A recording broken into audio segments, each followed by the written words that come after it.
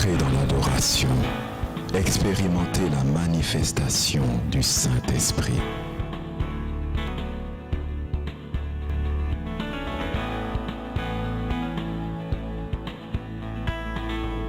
Le révérend Hubert Beau, pasteur principal de l'Église Semence Vivante à Bruxelles, apporte la parole de Dieu aux nations.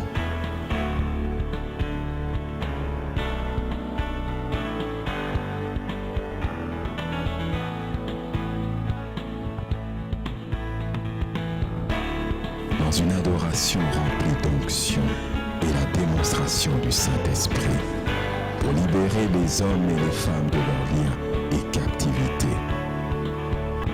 Remonter, dire, restaurer, dire, réveiller, dire, révéler, dire, rebâtir, dire, restituer, dire, ressusciter, dire, reconstruire, dire, repartir, dire, refaire, dire. Ah!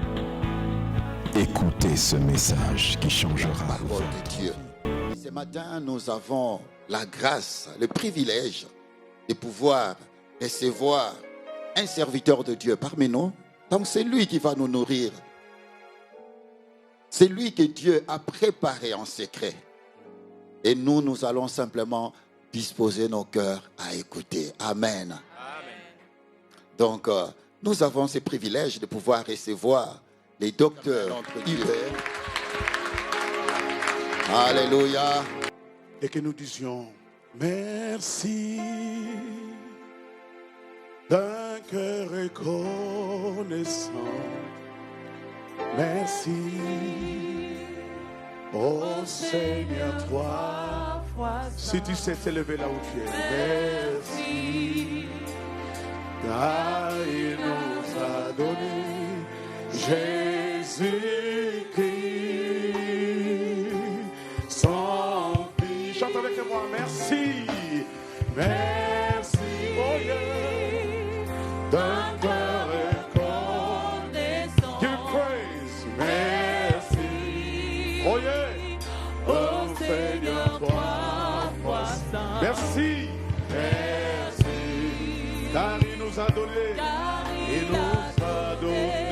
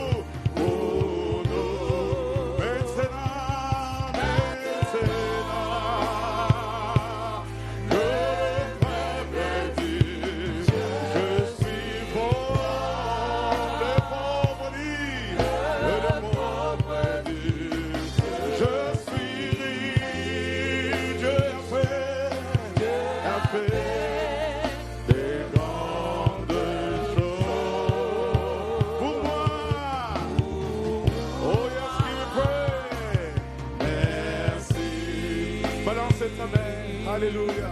We give you glory, Lord. Nous disons merci. Merci. Encore à toi, Jésus, pour tout ce que tu as fait. Dis merci à lui. Merci. Alléluia. Give thanks with a grateful heart. We give thanks to the Holy One. We give thanks because He's gave us Jesus Christ, His soul. Sing with me. Give thanks, oh yeah, with a grateful heart. Sing again. Say praise, hallelujah, to the Holy One. Give Him praise, because He's gave us Jesus Christ, His Son. And now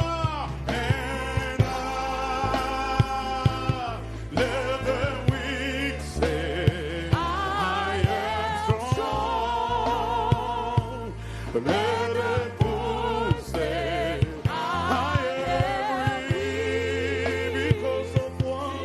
because of what the Lord has done for me. And now sing again. And now let the weak say, I am strong. Let it pousser. I am free because of what? Because of what the Lord has done for me. For me. Give praise. Give praise. Oh, we give thanks to Jesus. Dis merci à Dieu. Merci. Pour tout ce que tu as fait dans notre vie, Seigneur. Nous disons merci.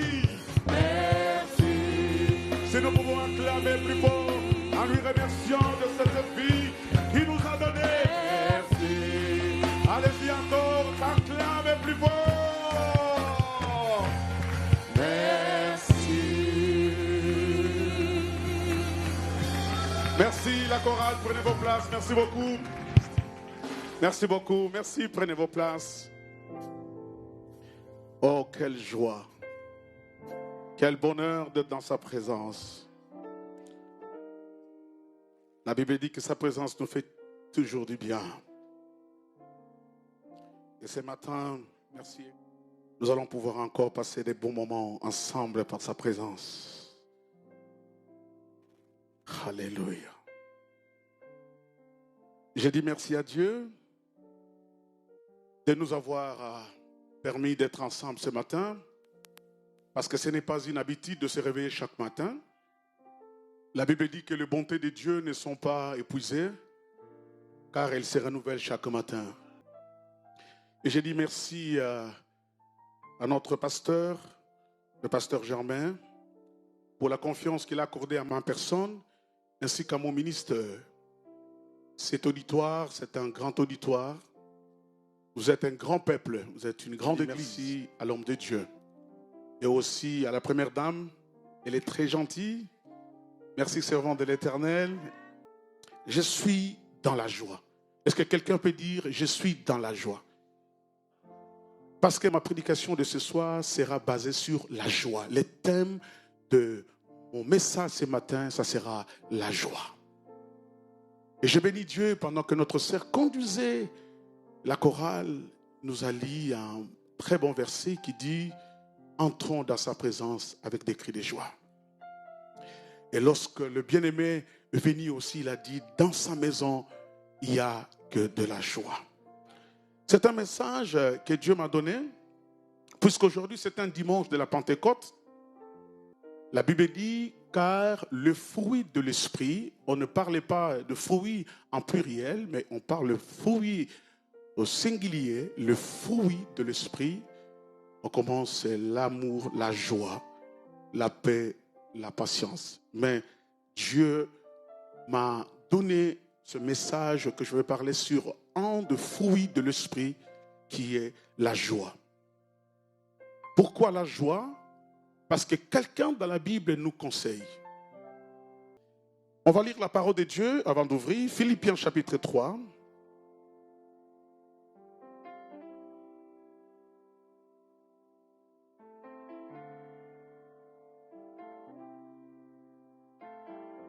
D'habitude, quand nous lisons la parole de Dieu, on s'élève comme c'est le premier verset, et puis vous allez vous asseoir, et puis je vais prêcher la parole de Dieu. Philippiens chapitre 3, on va lire avec vous juste le premier verset. Et j'aimerais que nous le lisions à haute voix, tous, si nous sommes déjà prêts. Vous y êtes? Philippiens chapitre 3, lisons la parole de Dieu. Au reste, mes frères, réjouissez-vous dans le Seigneur.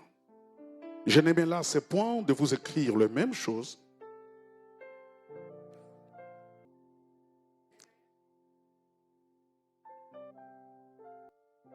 Au reste, mes frères, réjouissez-vous dans le Seigneur.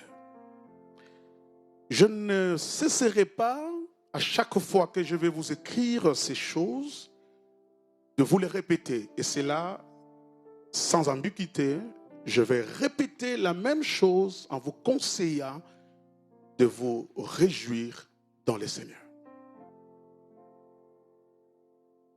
Et Philippiens 4:4, vous n'allez pas lire, il dit, réjouissez-vous dans le Seigneur, je le répète. Réjouissez-vous, prenez vos places. Voilà que, bien-aimés, dans ce contexte que nous allons pouvoir parler de la joie. Dieu va bénir quelqu'un ce matin. Je sais qu'il va changer ton attitude. Je ne sais pas comment est-ce que tu es venu ici à l'église, mais je sais que quand tu vas sortir ce matin ici, ta vie sera transformée. Je connais ce que Dieu peut faire dans le cœur d'une personne. Il est capable de le changer.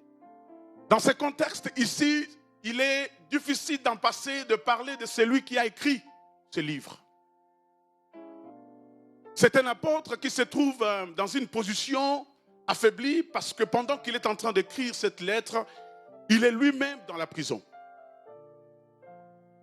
Il est dans ses liens et l'apôtre Paul témoigne même de ses souffrances. Il est en prison. Il a des ennemis dans son absence que lui-même appelle les ennemis de la croix qui troublaient l'église. Les Philippiens et même en tant que le peuple de Dieu, l'église était divisée parce qu'il n'y avait pas l'unité. Et l'apôtre Paul qui va chercher à tout prix, malgré qu'il est dans la prison, il va chercher à tout prix de consolider cette église-là, d'essayer un peu de les édifier. L'église est frustrée, l'église est angoissée. L'église traverse des moments difficiles. C'est pour ça que dans les mêmes chapitres, vous allez voir qu'au chapitre 4, il va leur parler, ne vous inquiétez de rien, mais en tout... Quel contraste. Quelqu'un qui est censé être soulagé, mais c'est lui, au fait, qui lance un appel à ceux qui étaient libres d'être dans la joie. Il évoque les souffrances, bien-aimées, de sa détention. Mais Paul avait compris que, bien-aimé, la joie était quelque chose de très important. Paul ne parlait pas de cette joie qui est juste, n'est-ce pas, des sourires sur les lèvres. Cette joie qui est une apparence extérieure et non d'un cœur profond. Celle qui est juste cette joie de la façade et non la joie profonde qui s'exprime de l'intérieur. Mais l'apôtre Paul parle de la réelle joie. De cette joie qui est durable, cette joie qui est stable, cette joie qui est continuelle. J'aime le passage de Philippiens. Sa joie était basée, bien-aimé, sur Christ. J'aime d'autres versions parce que la version sommaire dit ceci. Au reste, mes frères, réjouissez-vous de ce que le Seigneur est pour vous. Le but de la joie de chaque chrétien est basé sur ce que le Seigneur représente dans sa vie. Des hommes comme nous, quand vous me voyez, vous m'enviez, très beau, élégant, avec des barbes blanches. Mais si je vous parlais de ma vie, vous allez commencer à pleurer. Né dans une famille pauvre.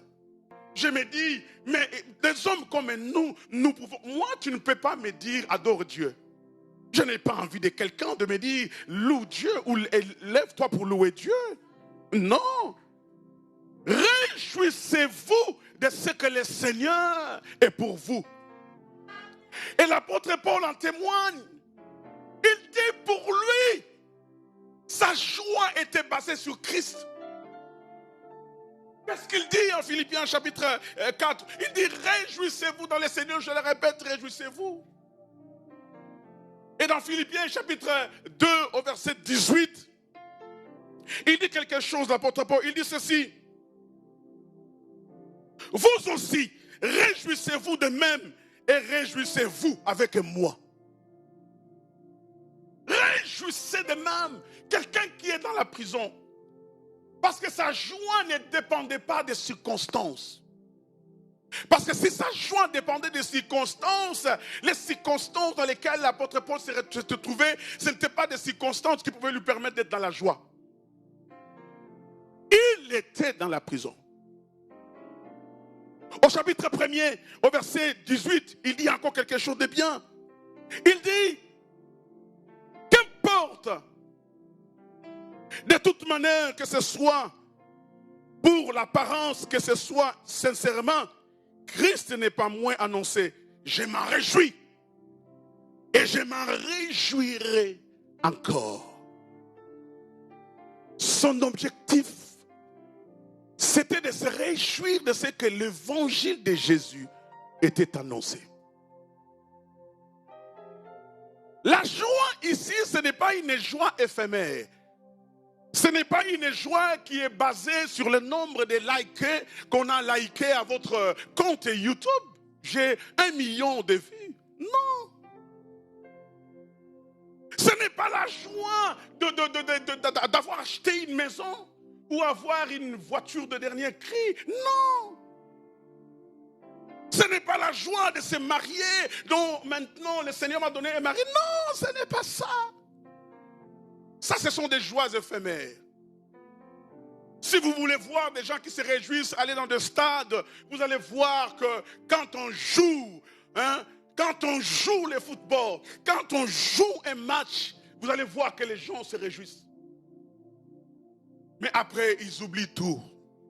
Après, ils entrent chez eux avec des problèmes.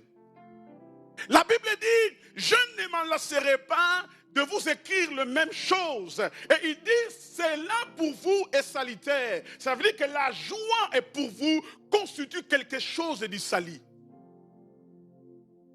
La joie vous sauvera.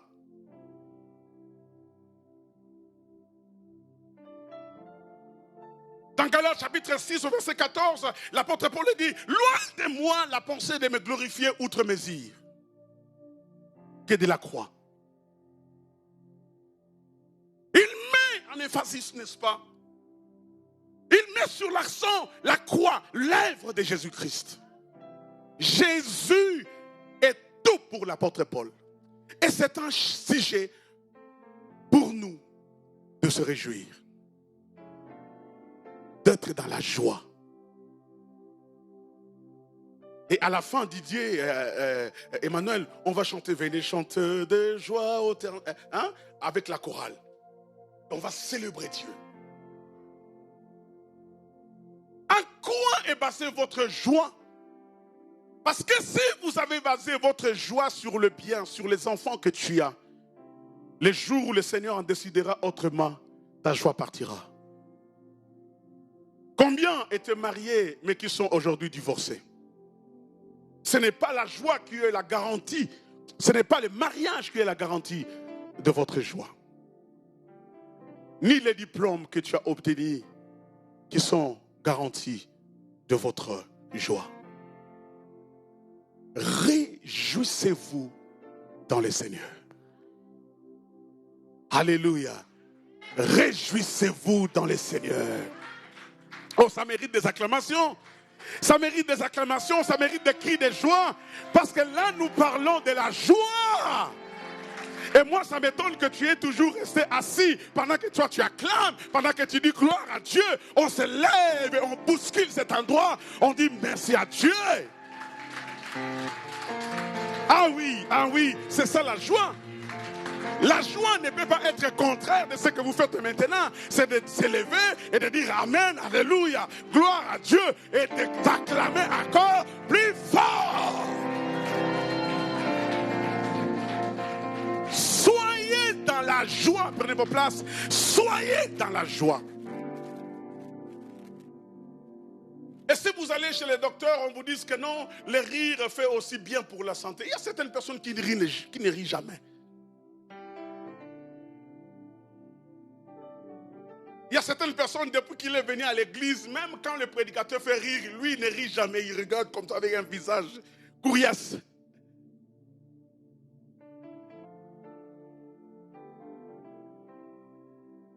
La joie doit être placée sur Christ. Qu'est-ce que la joie peut faire dans votre vie?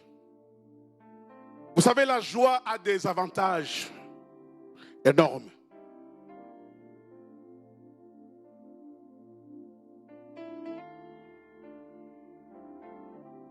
Même quand nous demandons à Dieu, la Bible exige que quand nous demandons, il y a un but. Quand nous demandons, il y a quelque chose qui va se passer. Et ça, c'est dans la volonté de Dieu. Il veut que quand nous lui demandons quelque chose, que notre joie soit parfaite. Lisons la parole du Seigneur. Amen. Jusqu'à présent, vous n'avez rien demandé Ça, en mon c'est nom. mon Jésus qui le dit. Demandez et vous recevrez afin que votre joie soit parfaite. Demandez, vous recevrez, afin que votre joie soit comment? Parfaite. Le but de Dieu, quand nous demandons pour qu'il rende notre joie parfaite. Cela veut dire qu'au préalable, nous devons déjà avoir la joie. Tu ne peux pas demander à Dieu dans la tristesse. Amen. Parce qu'au préalable, il faut qu'il y ait déjà un fondement qui est la joie. Mais lorsque tu demandes avec joie, cette joie-là, l'objectif est Dieu va la rendre parfaite. Amen.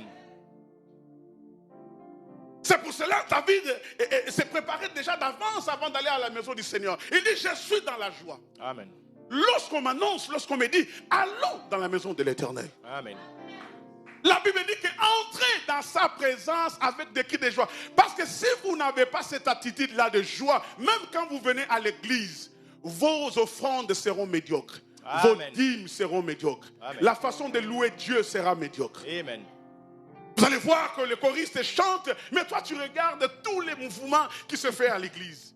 Toute personne qui bouge, tu n'es pas sensible même, n'est-ce pas, à l'Esprit de Dieu pendant que l'onction coule devant ici. Parce que tu n'es pas disposé.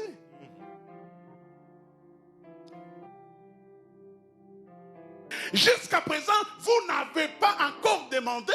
Il dit demandez pour que votre joie soit parfaite. Parce qu'un cœur qui est déjà joyeux, c'est un cœur qui est aussi prêt à recevoir la parole de Dieu. Vous vous souvenez encore de la parabole du semeur? La Bible dit qu'une partie de la sémence est tombée sur le rocher. Lorsque le Seigneur donne l'exemple de ce rocher-là, il dit, c'est comme une personne qui a reçu la parole de Dieu avec joie. Aussitôt, cette parole-là a poussé. Mais à cause du manque de racines, à cause des soucis. Voyez-vous que la joie, lorsque vous recevez la parole avec joie, la joie a la puissance d'aussitôt, n'est-ce pas, de faire produire, reproduire la parole que vous avez reçue. Ah oui. Quand vous n'avez pas la joie dans votre cœur, il y a quelque chose qui se passe. Tu seras à l'église comme tu n'es pas à l'église. Qu'est-ce que la Bible dit? Vous servirez l'Éternel avec comment? Avec joie. Avec joie. Tu ne peux pas jouer, tu ne peux pas chanter, tu ne peux pas faire les protocoles, tu ne peux pas être dans la régie, tu ne peux rien faire, tu ne peux pas servir Dieu sans avoir la joie. Qu'est-ce que la Bible dit? Même dans les domaines de donner, il dit donnez-lui avec joie. La Bible dit ne lui donne pas à regret parce qu'en faisant cela, tu prospéreras dans toutes tes entreprises et tu auras du succès. La joie. Quelqu'un peut dire la joie. Quelqu'un peut dire encore la joie. Mon frère, lis avec moi dans Proverbes chapitre 10, verset 28. Regarde ce que la joie peut faire dans ta vie. Proverbe 10, verset 28. Oui, mon frère.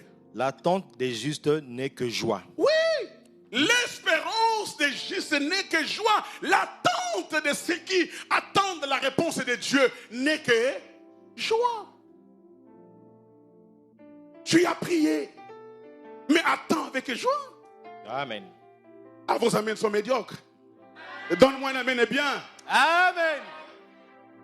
Quand vous avez prié, quand vous avez reçu la prophétie, quand vous avez reçu une promesse de la part de Dieu, quand vous avez écouté la parole et que vous êtes passé sceller cette parole-là par une offrande, quand vous avez fait une action de grâce par rapport à ce que le Seigneur vous a promis, et vous attendez la réponse de Dieu, vous attendez l'espérance de Dieu, la Bible dit que les justes attendent avec joie.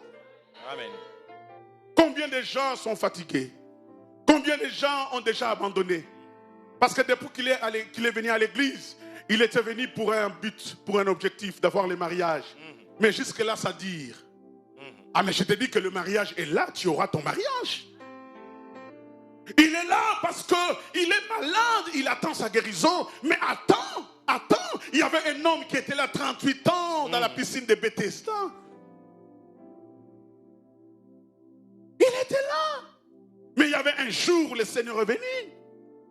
La Bible dit que ceux qui se confient en l'Éternel font quoi? Renouvellent leur force. Amen. Dis après moi la joie. Dis-le encore la joie. Est-ce qu'il y a des justes dans cette église?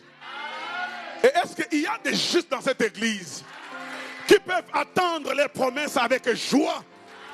La Bible dit que c'est une prophétie, même si elle tarde, fait quoi? Attends-la. Elle fera comment?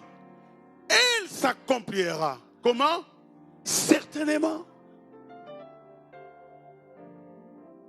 Regarde ce que la joie peut faire dans ta vie. Proverbe 15, 17, verset 22.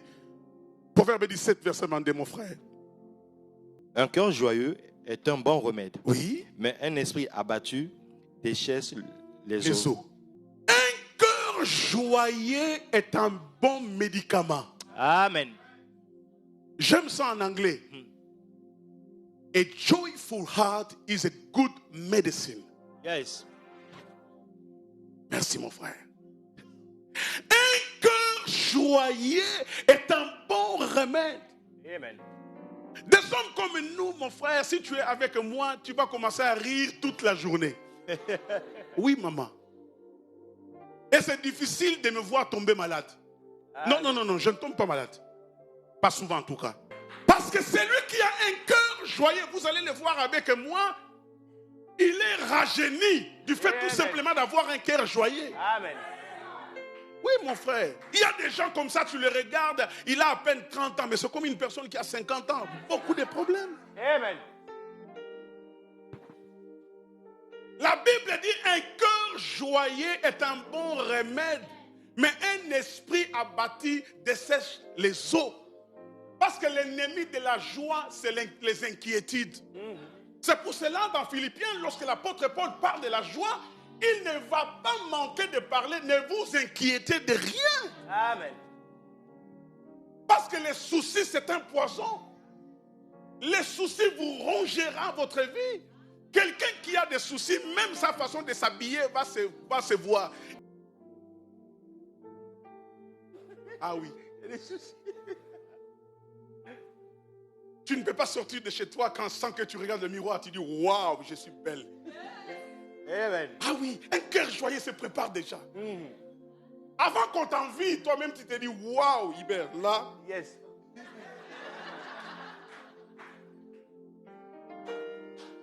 La Bible dit lequel d'entre vous, à cause de ses soucis, il peut ajouter une coudée de sa vie.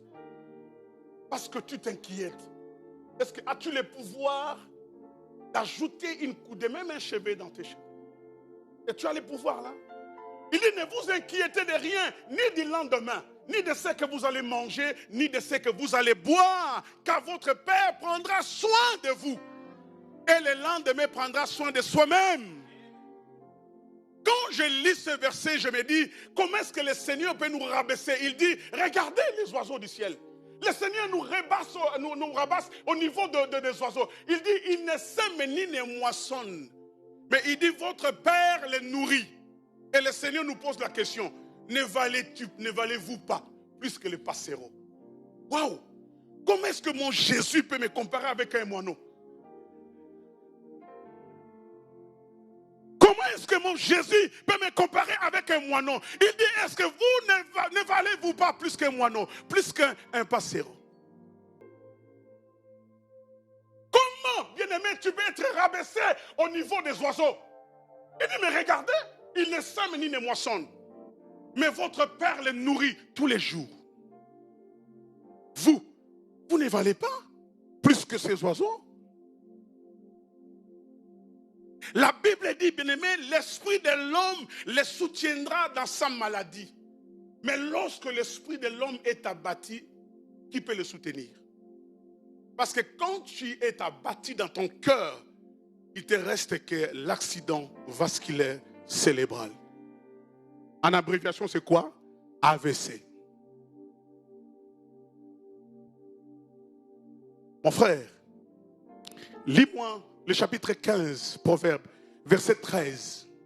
Et on va lire 2 versets, et puis je vais clôturer. Proverbe 15, verset 13. Oui. Un cœur joyeux rend le visage serein. Waouh! Mais quand le cœur est triste, l'esprit est abattu. En fait, ta version, c'est une très belle version, mais moi j'aime la version Semer. Il dit que ceci. Un cœur joyeux rajeunit le visage. Amen. Ce n'est pas moi qui l'écris. J'aime en version portugaise, parce que la version portugaise, elle va dans sa profondeur du sens même. Il dit, un coração alegre a formoseia o rosto. Ça veut dire que, il dit, au rosto, c'est quand tu regardes, waouh! Parce que un cœur joyeux fera en sorte que votre visage soit toujours rayonnant. Quand tu as un cœur joyeux, tu n'as pas besoin de make-up. Parce qu'une belle femme, on la reconnaît lorsqu'elle se réveille le matin. Wow! Un cœur joyeux rend le visage serein. Mais la Bible dit, l'esprit est abattu, le cœur est triste. Alléluia. Avant que ton cœur soit triste, d'abord, lorsque ton cœur est triste, l'esprit est abattu, pardon. Avant que ton esprit soit abattu, il faut que le cœur soit triste. Et le dernier verset, c'est au verset 15. Nous allons nous lever pendant que nous lisons ce passage. Et la chorale peut monter directement, puisqu'on va libérer l'onction de Dieu. Que la joie puisse inonder la salle. Tous les jours du malheureux sont mauvais. Oui. Mais le cœur heureux, oui, est un festin continu. Donc, il y a un autre verset qui dit, tous les jours du malheureux sont mauvais. En fait, ce sont ces gens-là qui disent, ah, tout ne va pas bien. Ah, ce pays, la Belgique, tu maudis tous les jours les rois. Ah, ces ministres des crocs. Ah, les gouvernements. Ah, le bourgmestre de Charleroi, Paul Magnette. Rien ne marche dans ce pays. Mon mari ne fait rien. Au travail, je fais ce travail, c'est comme si je ne travaille pas. En fait, tous les jours du malheureux, tous les jours de celui qui se lamente sera mauvais. Oui. Parce que quand tu te réveilles, c'est toi-même qui maudis la journée. Le soir, tu maudis la nuit. Le matin, tu maudis le matin. Mais la Bible dit qu'un cœur heureux, c'est un festin perpétuel. En fait, quelqu'un qui a la joie, il vit tous les jours, c'est comme s'il vit dans une fête. Comment tu vas? Ah, mais tout va bien. Tu as mangé? Ah, mais oui, hein. Je mangeais. Ah, oui. C'est que je mangeais. Ah, waouh. C'est pour cela que David disait que l'Éternel est mon berger, je ne manquerai de rien. Il dit, il me fait reposer dans le vert pâturage, il dirige mes pas vers les eaux paisibles. Il dit, quand je marche dans la vallée de l'ombre de la mort, je ne crains aucun mal, car la houlette de Dieu, les bâtons de Dieu me rassurent. Il dresse, la Bible dit qu'il dresse une table devant moi, en face de mes adversaires. Tu sais pourquoi? Parce que Dieu veut que tu te contentes de la nourriture. Lorsqu'on dresse une table, c'est pour que la personne mange. Et c'est là devant tes adversaires qui te regardent. Ils croiront que tu n'auras pas des enfants, mais toi tu continues à manger. Le Seigneur dit que même les stériles qui n'enfantent pas, il peut se réjouir parce qu'il enfantera 7 fois. Amen. La Bible dit que les rédempteurs se lèvera toujours les derniers, même quand les choses ne marchent pas. Tes adversaires, ils sont là en face, ils te regardent. Ils veulent que tu meurs, ils veulent que tu aies la vaisselle. Mais toi tu continues à manger parce que la table est dressée. Ah oui, tu vis comme quelqu'un qui vit dans une fête. Oui, venez chanter des joies. Venez chanter des joies. On va chanter ces chants ici. Et puis je vais prier pour vous. Venez chanter de joie au Seigneur. Encore, venez chanter de joie au Seigneur. Encore, venez chanter de joie au Seigneur. Venez chanter de joie au Seigneur. Venez chanter de joie au Seigneur. Et crier, il est le rocher qui seul pourra nous sauver. Chante encore plus fort, allez-y. Venez chanter de joie au Seigneur. Et crier, il est le rocher qui seul pourra nous sauver. Allez. Venez chanter de joie au Seigneur. Et crier, il est le rocher qui seul pourra nous sauver. Lève ta main, lève ta main, lève ta main. Nous voulons que tous lèvons nos mains. Lèvons nos mains. Le Seigneur m'a dit, Hubert, ce matin, je vais restaurer la joie de quelqu'un qui s'est perdu par des circonstances troublantes dans sa vie. Tu as perdu quelqu'un de plus précieux. Tu n'as pas encore reçu ce que tu attendais. La maison que tu avais achetée en crédit, on vient de la prendre. On te menace de le prendre. Mais j'ai dit, personne ne va te la prendre. Amen. Tu as peur de ce diagnostic que le médecin t'a fait. Tu as un cancer qui t'amènera à la mort. Mais je te dis maintenant, cet après-midi, tu ne vas jamais mourir. On t'a dit que cette maladie est prête à détruire ta vie. Mais je dis, au nom de Jésus, tout doit être restauré ce matin ou cet après-midi. Quelqu'un parmi nous a perdu la joie et que tu veux qu'une prière particulière se fasse à ton honneur. Passe vite devant pendant que la chorale nous met un chant d'adoration. Alléluia. Et je vais prier pour toi. Tu as perdu la joie et tu veux que Dieu restaure. Sois béni, mon frère. N'aie pas peur. Viens, parce que c'est le temps où l'Esprit de Dieu va agir dans votre vie. Mettez-vous là-bas. Alléluia.